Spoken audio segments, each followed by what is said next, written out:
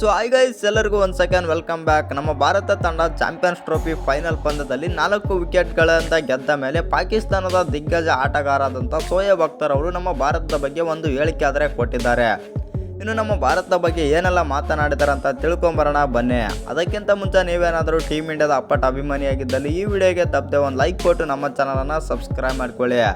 ಇನ್ನು ನಿಮಗೆಲ್ಲ ಗೊತ್ತಿರ್ಬೋದು, ಇವತ್ತು ಚಾಂಪಿಯನ್ಸ್ ಟ್ರೋಫಿ ಫೈನಲ್ ಪಂದ್ಯ ನಡೆದಿತ್ತು ಅಂತಲೇ ಹೇಳ್ಬೋದು. ಅದು ನ್ಯೂಜಿಲೆಂಡ್ ವಿರುದ್ಧ ನಮ್ಮ ಭಾರತ ತಂಡ 4 ವಿಕೆಟ್ಗಳಿಂದ ಭರ್ಜರಿಯಾಗಿ ಗೆದ್ದಿದೆ. ಇನ್ನು ಎಸ್ಪೆಷಲಿ ಹೇಳ್ಬೇಕಂತಂದರೆ ಈ ಪಂದ್ಯದಲ್ಲಿ ಟಾಸ್ ಗೆದ್ದಂಥ ನ್ಯೂಜಿಲೆಂಡ್ ತಂಡ ಮೊದಲು ಬ್ಯಾಟಿಂಗ್ ಆದರೆ ಆಯ್ಕೆ ಮಾಡಿಕೊಳ್ಳುತ್ತೆ.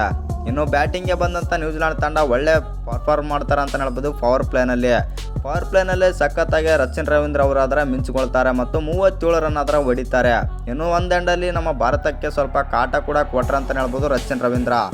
ಇನ್ನು ಇವ್ರು ವಿಕೆಟ್ ಹೋದ ನಂತರ ಕೇನ್ ವಿಲಿಯಮ್ಸನ್ ಅವರು ಕೂಡ ಇವರಿಂದನೇ ಹೋಗ್ತಾರೆ ಮತ್ತು ವಿಲ್ ಯಂಗ್ ಅವರು ಕೂಡ 15 ರನ್ ಆದರೆ ಆಡಿ ಔಟ್ ಆಗ್ತಾರೆ. ಇನ್ನು ಆನಂತರ ಬಂದಂಥ ಡ್ಯಾರೆಲ್ ಮಿಚ್ಚೆಲ್ ಅವರು ಒಂದು ಒಳ್ಳೆ ಇನ್ನಿಂಗ್ಸ್ ಆಡ್ತಾರೆ ಅಂತಲೇ ಹೇಳ್ಬೋದು. ನ್ಯೂಜಿಲೆಂಡ್ ತಂಡಕ್ಕೆ 63 ರನ್ ಆದರೆ ಹೊಡಿತಾರೆ. ಇನ್ನು ಇವ್ರಿಗೆ ಜೊತೆ ಕೈ ಜೋಡಿಸಿದಂಥ ಫಿಲಿಪ್ಸ್ ಅವರು 34 ರನ್ ಆದರೆ ಹೊಡಿತಾರೆ ಅಂತಲೇ ಹೇಳ್ಬೋದು.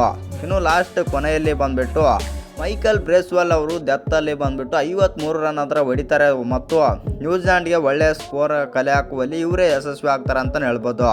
ಒಟ್ಟಿನಲ್ಲಿ ನ್ಯೂಜಿಲೆಂಡ್ ತಂಡ ಬಂದುಬಿಟ್ಟು ಮೊದಲನೇ ಇನ್ನಿಂಗ್ಸ್ನಲ್ಲಿ ಬಂದುಬಿಟ್ಟು 251 ರನ್ ಆದರೆ ಹೊಡಿತಾರೆ.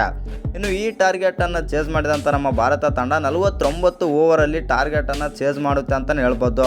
ಇನ್ನು ಈ ಚೇಸಿಂಗ್ನಲ್ಲಿ ಬಂದುಬಿಟ್ಟು ನಮ್ಮ ನಾಯಕ ಆಗಿರುವಂಥ ರೋಹಿತ್ ಶರ್ಮಾ ಅವರು 76 ರನ್ ಆದರೆ ಹೊಡಿತಾರೆ. ಇದರಲ್ಲಿ ಬಂದುಬಿಟ್ಟು 7 4 ಮತ್ತು 3 6 ಭರ್ಜರಿ 6 ಆದರೆ ಹೊಡಿತಾರೆ ಅಂತಲೇ ಹೇಳ್ಬೋದು. ಇನ್ನು ಇವರಿಗೆ ಸಾಥ್ ಕೊಟ್ಟಂಥ ಗಿಲ್ ಅವರು 31 ರನ್ ಆದರೆ ಹೊಡಿತಾರೆ ಮತ್ತು ಸ್ವಲ್ಪ ಗಿಲ್ ಅವರು ಈ ಮ್ಯಾಚಲ್ಲಿ ಅಂಥ ಪರ್ಫಾರ್ಮೆನ್ಸ್ ಕೊಡಲಿಲ್ಲ ಮತ್ತು ಸ್ವಲ್ಪ ರೋಹಿತ್ ಶರ್ಮಾ ಅವರಿಗೆ ಬ್ಯಾಕ್ ಹ್ಯಾಂಡ್ ಆಗಿ ನಿಂತ್ಕೊಂಡಿದ್ದಾರೆ ಅಂತಲೇ ಹೇಳ್ಬೋದು. ಇನ್ನು ವಿರಾಟ್ ಕೊಹ್ಲಿ 1 ರನ್ ಆಡ್ತಾರೆ ಮತ್ತು ಸ್ವಲ್ಪ ಜಾಸ್ತಿ ಎಕ್ಸ್ಪೆಕ್ಟೇಷನ್ ಆದರೆ ವಿರಾಟ್ ಕೊಹ್ಲಿ ಮೇಲೆ ಇಟ್ಕೊಂಡಿದ್ರು. ಆನಂತರ ಬಂದಂಥ ಶ್ರೇಯಸ್ ಅಯ್ಯರ್ ಅವರು 48 ರನ್ ಆದರೆ ಹೊಡಿತಾರೆ.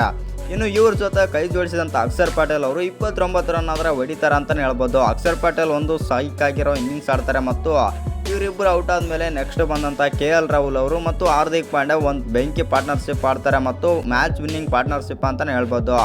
ಅದೆಷ್ಟೇ ರನ್ ಆಗಿರಲಿ ಮ್ಯಾಚ್ ವಿನ್ನಿಂಗ್ ಪಾರ್ಟ್ನರ್ಶಿಪ್ ಅಂತಲೇ ಹೇಳ್ಬೋದು. ಮತ್ತು KL ರಾಹುಲ್ ಅವರು 34 ರನ್ ಹೊಡೆದ್ರೆ ಹಾರ್ದಿಕ್ ಪಾಂಡ್ಯ ಅವರು 18 ರನ್ ಆದರೆ ಹೊಡಿತಾರೆ. ಅಂತೂ ನಮ್ಮ ಭಾರತ ತಂಡ ಬಂದುಬಿಟ್ಟು 4 ವಿಕೆಟ್ಗಳಿಂದ ಭರ್ಜರಿಯಾಗಿ ಜಯ ಆದರೆ ಸಾಧಿಸಿತು ಅಂತಲೇ ಹೇಳ್ಬೋದು. ಇನ್ನು ಈ ಪಂದ್ಯ ಎಲ್ಲ ಗೆದ್ದ ಮೇಲೆ ಶೋಯಬ್ ಅಖ್ತರ್, ಪಾಕಿಸ್ತಾನದ ದಿಗ್ಗಜ ಆದಂಥ ಶೋಯಬ್ ಅಖ್ತರ್ ಅವರು ಒಂದು ಸ್ಟೇಟ್ಮೆಂಟ್ ಆದರೆ ಕೊಟ್ಟಿದ್ದಾರೆ. ಏನು ಕೊಟ್ಟಿದ್ದಾರೆ ಅಂತಂದರೆ, ಭಾರತ ತಂಡ ಗೆದ್ದಿದ್ದು ಎಲ್ಲರಿಗೂ ಖುಷಿ ಇದೆ ಮತ್ತು ನನಗೂ ಕೂಡ ಖುಷಿ ಇದೆ. ಆದರೆ ಪಾಕಿಸ್ತಾನದಲ್ಲಿ ಬಂದು ಇವರು ಆಡಬೇಕಾಗಿತ್ತು ಮತ್ತು ಒಂದೇ ಪಿಚ್ನಲ್ಲಿ ಆಡಿರೋ ಕಾರಣದಿಂದಾಗಿ ಅವರಿಗೆ ಸ್ವಲ್ಪ ಹೆಲ್ಪ್ ಆದರೆ ಸಿಕ್ಕಿದೆ. ನ್ಯೂಜಿಲೆಂಡ್ ನಮ್ಮ ಪಾಕಿಸ್ತಾನದಲ್ಲಿ ಬಂದು ಆಡಿದೆ ಮತ್ತು ದುಬೈನಲ್ಲೂ ಕೂಡ ಆಡಬೇಕು. ಆ ಕಾರಣದಿಂದಾಗಿ ಅವರಿಗೆ ಸ್ವಲ್ಪ ಹೆಲ್ಪ್ ಇರಲಿಲ್ಲ ಮತ್ತು ಅವರು ಪಿಚ್ಗೆ ಹೊಂದಿಕೊಳ್ಳಲು ಸ್ವಲ್ಪ ತಡ ಆಯಿತು. ಆ ಕಾರಣದಿಂದಾಗಿ ಈ ಪಂದ್ಯದಲ್ಲಿ ಅವರು ಸೋತಿದ್ದಾರೆ ಎಂದು ಶೋಯಬ್ ಅಖ್ತರ್ ಅವರಾದರೆ ಹೇಳಿದ್ದಾರೆ. ಒಟ್ಟಿನಲ್ಲಿ ಇವರು ನಮ್ಮ ಟೀಮ್ ಇಂಡಿಯಾ ಸೋಲಿ ಗೆಲ್ಲಿ ಒಟ್ಟಿನಲ್ಲಿ ಇವ್ರಿಗೆ ಇಷ್ಟ ಇರಲ್ಲ ಅಂತಲೇ ಹೇಳ್ಬೋದು. ಇನ್ನು ನಿಮ್ಮ ಪ್ರಕಾರ ಏನು ಅನಿಸುತ್ತಂತ ಕಮೆಂಟ್ ಮಾಡೋದನ್ನು ಮರಿಬೇಡಿ. ಹಾಗೆ ಇನ್ನು ಯಾರ್ಯಾರು ಚಾನಲ್ಗೆ ಸಬ್ಸ್ಕ್ರೈಬ್ ಮಾಡ್ಕೊಂಡಿಲ್ಲ ಸಬ್ಸ್ಕ್ರೈಬ್ ಮಾಡಿಕೊಂಡು ಬೆಲ್ ಐಕನನ್ನು ಆಲ್ ಇಟ್ಕೊಳ್ಳಿ. ಹಾಗೆ ವಿಡಿಯೋಗೊಂದು ಲೈಕ್ ಕೊಡೋದು ಕೂಡ ಮರಿಬೇಡಿ.